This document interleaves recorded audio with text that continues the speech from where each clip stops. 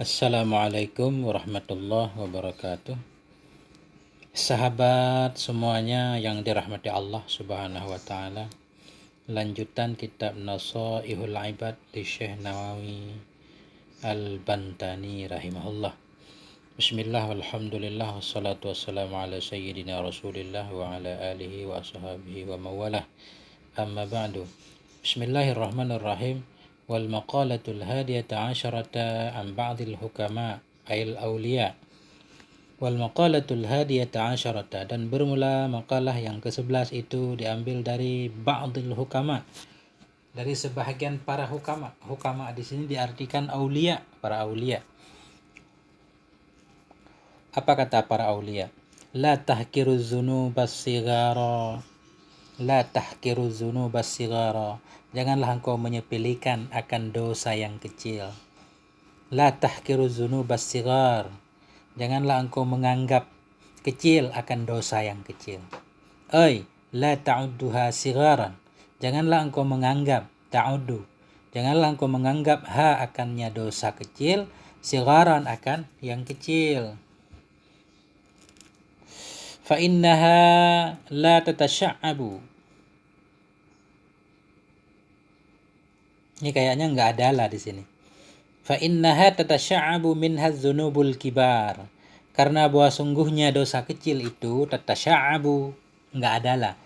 Mudah-mudahan saja nggak ada lah. Bercabang minha, tatasya'abu, bercabang darinya dosa kecil oleh az-dzunubul kibar, oleh dosa-dosa yang besar. Jadi jangan menyepelekan dosa kecil. Karena dari dosa kecil itu biasanya akan muncul dosa-dosa besar lainnya, atau minimal dosa kecil itu berkumpul lama-lama jadi dosa besar. Jangan menyepelekan api yang kecil, karena api yang besar biasanya justru timbulnya dari api yang kecil, puntung rokok, batang korek api, dan seterusnya. Wa aidan rubama yakunu ghadbullahi ta'ala fi tilka sigar, dan pula rubama kadang-kadang yakunu ghadbullahi ta'ala, adalah kemarahan Allah Ta'ala itu fitil kasigar, pada demikian dosa kecil. Kita nggak tahu yang namanya pelanggaran, walaupun sekecil apapun tetap pelanggaran. Siapa tahu kemarahan Allah justru pada dosa yang kita lakukan itu walaupun kecil.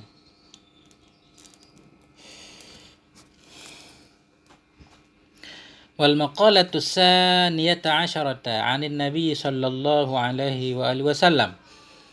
Dan bermula makalah yang ke-12 itu diambil dari sabda Nabi sallallahu alaihi wa alihi wasallam. Apa kata Nabi?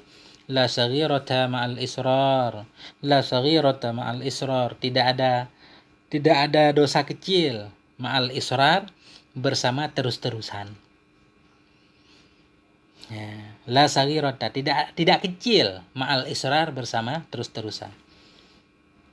Jadi dosa kecil pun kalau terus-terusan dilakukan itu tidak dianggap kecil.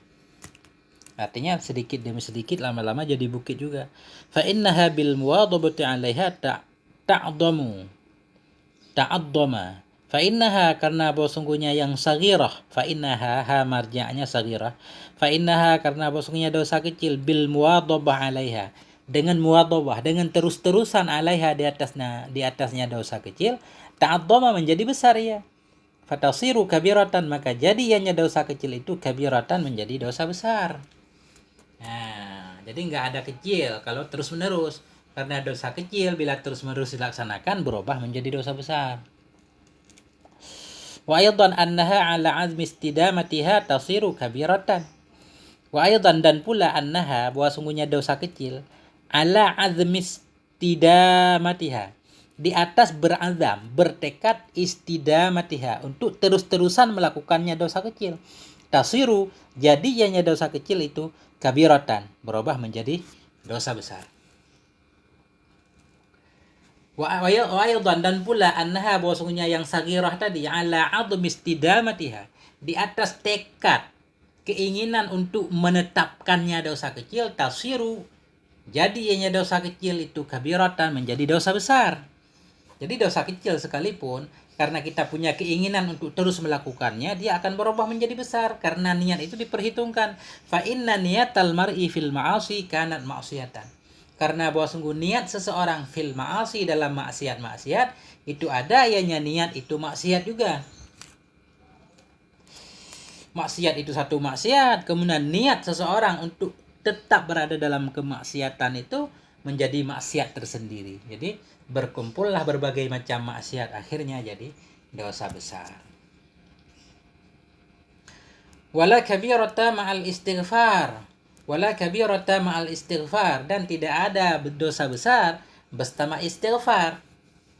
Dosa besar sekalipun, kalau taubat akan menjadi hilang. Ait taubah, istighfar di sini at-taubah, bisyurutiha dengan syarat-syaratnya taubah. Wala kabirata ma'al istighfari ait taubati bisyurutiha.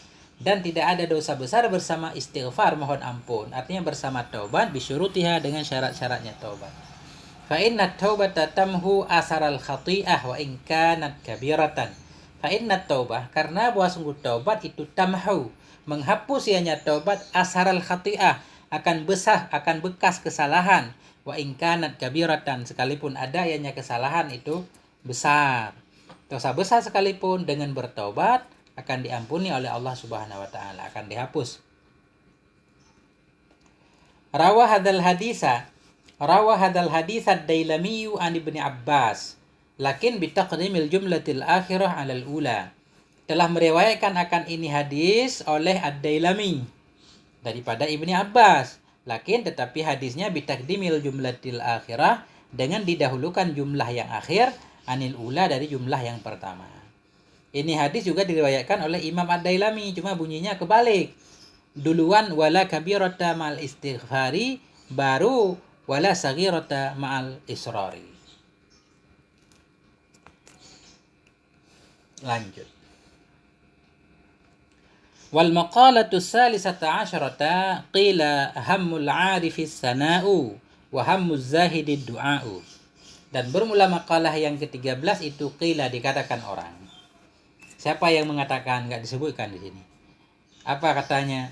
Hammul 'arifis sana'.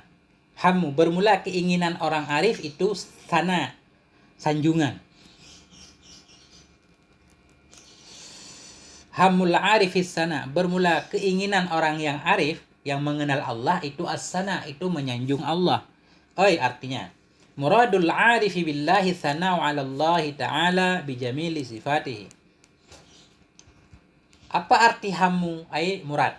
Bermula maksud orang arif, bermula kehendak, bermula keinginan orang yang arif billah, orang yang mengenal Allah itu dianggap as-sana'u, menyanjung kepada Allah Ta'ala, bijamili sifatihi, dengan keindahan sifat-sifatnya Allah.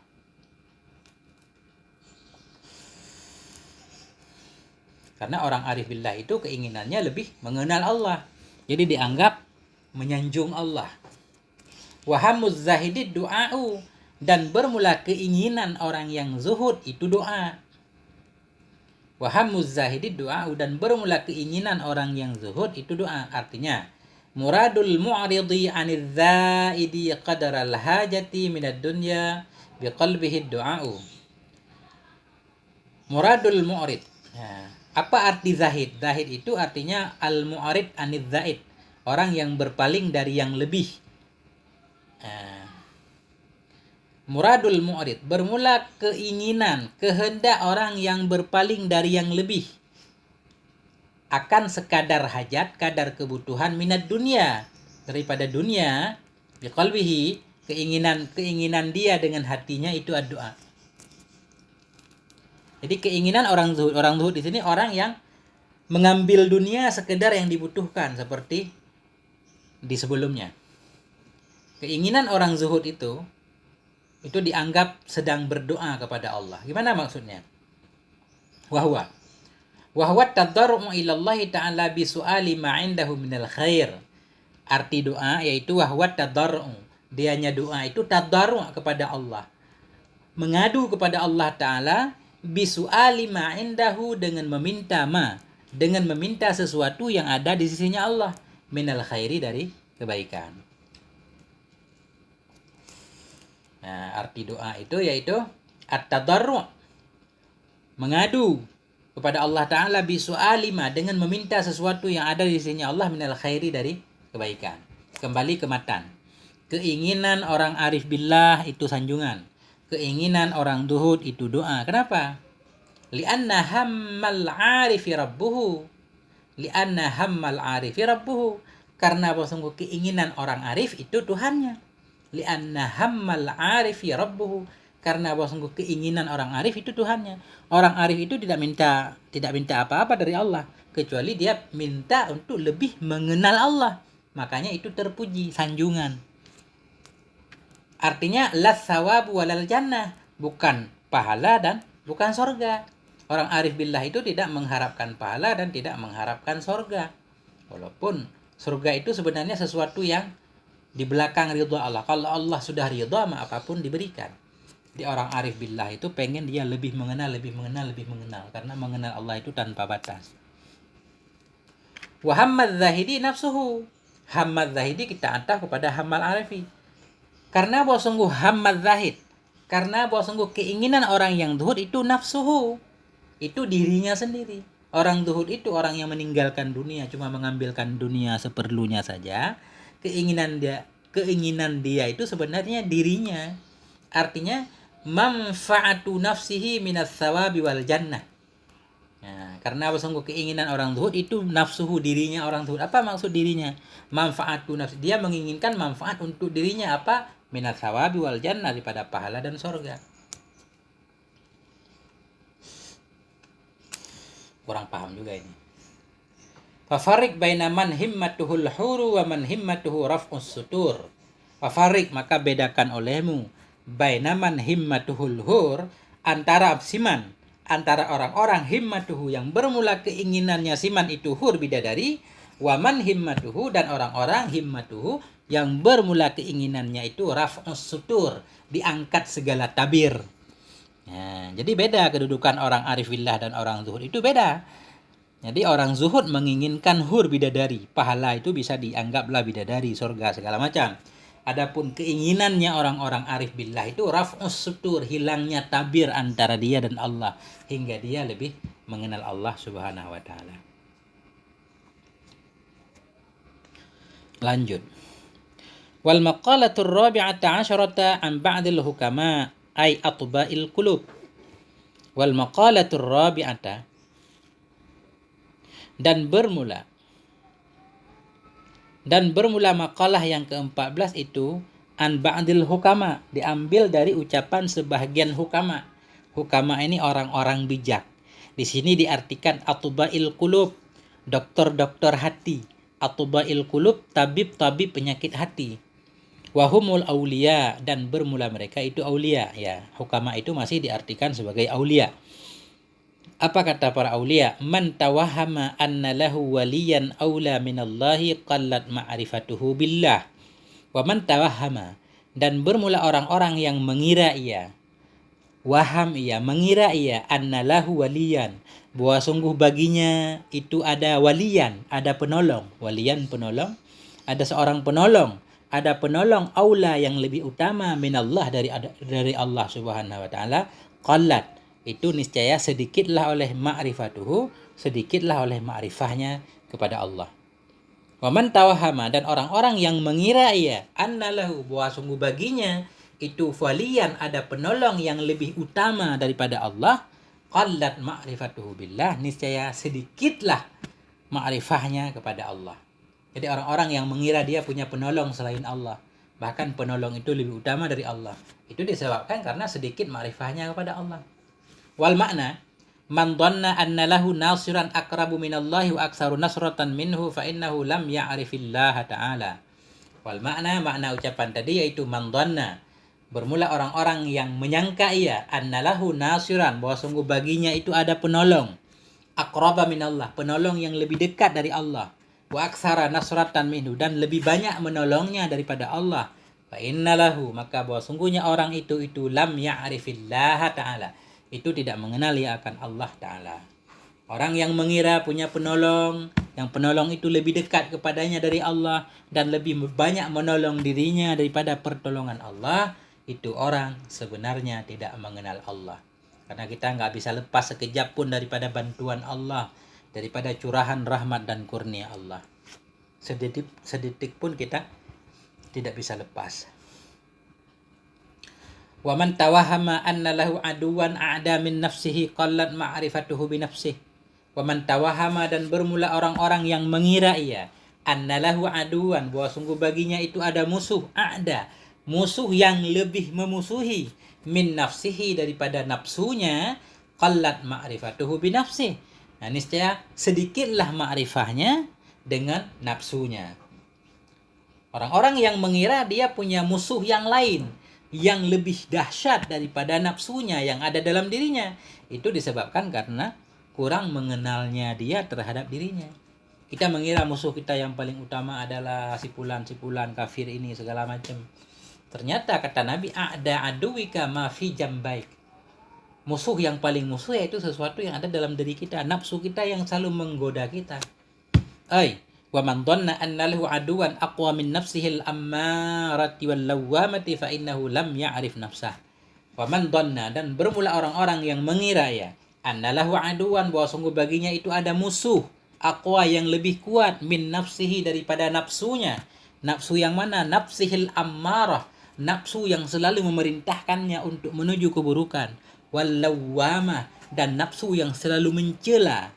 Fa'innahu, itu niscaya maka, karena sesungguhnya seseorang itu lam ya'rif nafsahu, tidak mengenal atau belum mengenal ia akan dirinya. Bila kita mengira ada musuh yang lebih kuat dari nafsu kita, nafsu yang selalu mengajak kita kepada maksiat, dan nafsu lawamah yang di atasnya lagi, kita maksiat tapi sesudah maksiat masih mencela, masih ada penyesalan, itu namanya nafsu lawamah. Nah, itu disebabkan karena kita belum mengenal diri kita dengan hakikat yang sebenarnya. Jadi para ulama dalam kitab tasawuf itu membagikan nafsu, ada nafsul ammarah, nafsu yang selalu mengajak kepada keburukan, ada tingkatan kedua nafsul lawamah, nafsu yang mencela, walaupun nafsu itu mengajak kepada keburukan, namun sesudah melakukan keburukan ada penyesalan. Kemudian ada juga tingkatan ketiga nafsul mutmainnah, atau nafsul marhamah katanya. Nafsul mutmainnah, nafsu yang tenang, yang selalu mengajak kepada kebaikan.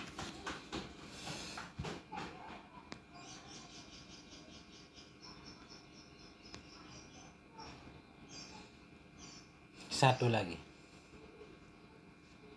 Wal maqalatul khamisata asyrata an Abi Bakrin As-Siddiq radhiyallahu an fi qaulihi ta'ala, dan bermula maqalah yang ke-15 itu diambil an Abi Bakrin As-Siddiq, diambil dari ucapan Abi Bakar Siddiq radhiyallahu an fi qaulihi, pada firman-Nya Allah Ta'ala. Firman Allah Ta'ala, dhaharal fasadu fil barri wal bahri, Ar-Rum 41. Dhaharal fasadu, telah muncullah, telah nampaklah oleh kerusakan, fasad, fil bahri, di laut, di darat, wal bahri, dan di laut. Dhaharal fasadu fil barri wal bahri, telah zahirlah, telah nyatalah, telah muncullah oleh kerusakan di darat dan di laut. Qala, ay Abu Bakar fi tafsiri dzalik. Qala, berkatalah, siapa yang berkata? Berkatalah oleh Abu Bakar fi tafsiri dzalik, dalam menafsirkan ayat itu. Jadi menurut Abu Bakar, arti ayat ini begini, yaitu al-birru wal lisan, bermula darat, bir, bermula barun yang ada dalam ayat itu, wal lisanu, bermula bar, dianya bar itu lisan. Kalau arti biasa, bar itu daratan, muncullah kerusakan di darat dan di laut. Abu Bakar mengartikan al-barru wal lisan, darat itu artinya lisan. Artinya kalau kita artikan wal bahru wal qalbu, dan bermula laut, itu maksudnya hati. Berarti arti ayat, dhaharal fasadu, telah nyatalah oleh kerusakan, fil barri, pada lisan, wal bahri, dan pada hati. Itu. Fa idza fasadal lisanu bisabbi masalan bakat alaihin nufus. Masih menurut Abu Bakar. Fa idza fasadal lisan, maka apabila telah rusaklah oleh lidah. Fa idza fasadal lisan, maka apabila rusaklah oleh lidah. Bagaimana cara lidah rusak? Bisabbi masalan. Bisabbi, dengan suka mencela misalnya. Bakat alaihin nufus, niscaya nangislah kepadanya oleh jiwa-jiwa. Bakat alaihin nufus ail ashkhas min bani Adam, niscaya menangis di atasnya oleh jiwa-jiwa, ashkhas, orang-orang, min bani Adam, dari anak-anak manusia. Bila lisan sudah rusak, manusia akan menangis semuanya. Nah, karena lisan digunakan untuk mencela orang lain, maka akan timbul banyak tangisan. Wa idza fasadal qalbu, dan apabila rusaklah oleh hati birriya, masalah dengan ria misalnya. Wa idza fasadal qalbu, apabila rusaklah oleh hati birriya, dengan sebab ria, misalkan hati ria, bakat alaihil malaika, niscaya nangis kepadanya oleh malaikat. Malaikat menangis. Manusia enggak menangis kalau kita ria, karena mereka enggak tahu kalau kita sedang ria. Malaikat pencatat amal menangis, sedih melihat kita kenapa ria, amal kita jadi sia-sia. Qila, dikatakan orang, al hikmatu fi anna lisana wahidun tambihun lil abdi fi annahu la yanbaghi ay yatakallama illa fi ma yahimmuhu wa fi khairin. Ada yang mengatakan al hikmah, bermula hikmah fi anna lisan wahidun, bermula hikmah pada bahwa sungguh lidah itu satu, itu tambihun, itu memberitahukan lil abdi, bagi hamba, fi annahu, pada bahwa sungguhnya hamba itu layam bagi, tidak sepantaslah ayatakallama, bahwa berbicara ia, illa fima yahimmuhu, kecuali pada perkara-perkara yang mementingkan ia akannya, wa fi khairin, dan pada kebaikan. Jadi ada yang berkata begini, kenapa sih manusia itu lidahnya satu, sementara tangannya dua, matanya dua, kupingnya dua, tangannya dua, kakinya dua. Kenapa lidahnya satu? Begini, hikmah fi anna lisan wahidun, hikmah kenapa lidah itu satu, tambihun lil abdi, itu untuk memberitahukan kepada hamba, fi annahu, bahwa si hamba itu la yambaghi ayyatakallama, dia tidak sepantasnya berbicara kecuali pada hal-hal yang penting dan pada kebaikan. Nah itu. Karena lidah cuma satu, gunakan pada kebaikan saja. Wakila, ada juga orang lain yang mengatakan seperti ini, dikatakan orang, li'annal lisana dzakir, li'annal lisana dzakira bikulli lughatin kana dzikruhu lil mazkuril wahidu. Li'annal lisana dzakir, karena sungguh lidah yang berzikir, bikulli lughatin, dengan seluruh bahasa, kana dzikruhu lil mazkur, itu adalah zikirnya, lil mazkur, bagi yang dizikirkan, itu wahid, satu. Li'anna lisana dzakir, karena lidah orang yang berzikir, orang yang mengingat Allah, bikulli lughatin, dengan seluruh bahasa manapun di penjuru dunia ini, kana dzikruhu lil mazkur, adalah zikirnya si zakir tadi, zikirnya orang yang berzikir tadi. Zikir untuk siapa? Lil mazkur, bagi yang dizikirkan, yaitu Allah, itu satu.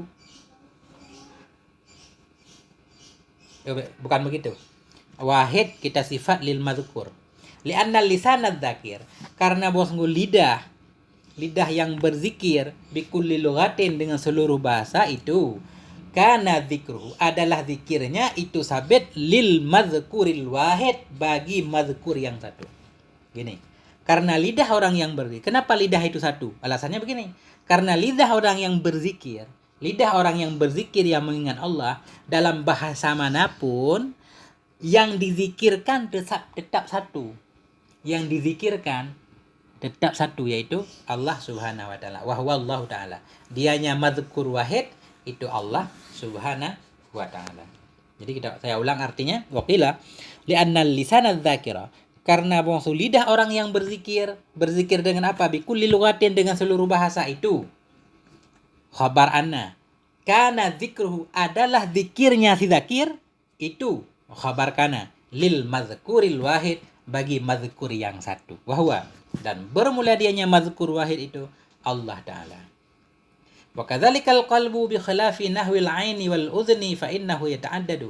Wa kadzalikal qalbu, demikian pula itu hati, karena hati-hati orang yang mengingat Allah itu tetap yang diingat cuma satu, yaitu Allah yang Maha Esa, makanya hatinya satu katanya. Bi khilafi nahwil aini wal udhni, bi khilafi nahwil aini, dengan sebalik seumpama mata dan kuping, fa innahu yata'addadu, maka bahwa sungguhnya seumpama mata dan kuping itu banyak ya, yata'addadu, berbilang-bilang ya. Berbeda dengan mata bukan melihat Allah, karena banyak hal yang dilihat di bumi, makanya dia ada dua. Begitu juga kuping, fa innahu yata'addadu, maka dia itu mendengar banyak hal, melihat banyak hal. Ini pendapat-pendapat, ya kan? Bebaslah berpendapat. Qila, ada juga pendapat yang lain. Li'annal hajata ila sam'i wal basari aksaru minal hajati ilal kalam. Kenapa kita punya lidah satu, punya mata dua, kuping dua? Li'annal hajata ila sam'i wal basari, karena bahwa sungguh kebutuhan kepada mendengar dan melihat, aksaru itu lebih banyak, minal hajat ilal kalam, daripada kebutuhan kepada bicara. Karena kita lebih banyak perlu mendengar dan melihat daripada berbicara. Atau isyarah bahwa kita harus lebih banyak mendengar dalam kehidupan, lebih banyak melihat, belajar, mengurangi berbicara. Karena makin banyak yang kita bicarakan, makin banyak salahnya. Ya, terus kemudian kenapa Abu Bakar menyamakan laut dengan hati? Abu Bakar mengartikan bahar itu al-qalbu, hati. Kenapa? Nah, ini. Wa innama syubbihal qalbu bil bahri li syiddati umqihi wa tisahi. Dan hanya saja syubbihal qalbu disamakan akan hati dengan laut bil bahri li syiddati umqihi karena sangat-sangat dalamnya hati wa tisahi dan luasnya hati. Nah, jadi hati itu bagaikan lautan. Ya, kenapa diserupakan? Karena hati itu sangat dalam dan sangat luas sebagaimana lautan dalam dan luas. Luasnya apa kata orang? Dalamnya laut bisa diukur, tapi dalamnya hati siapa yang tahu? Nah, beginilah lebih kurang. Terima kasih atas segala perhatian. Mohon maaf atas segala kekurangan. Wabillahi taufiq wal hidayah. Wassalamualaikum warahmatullahi wabarakatuh.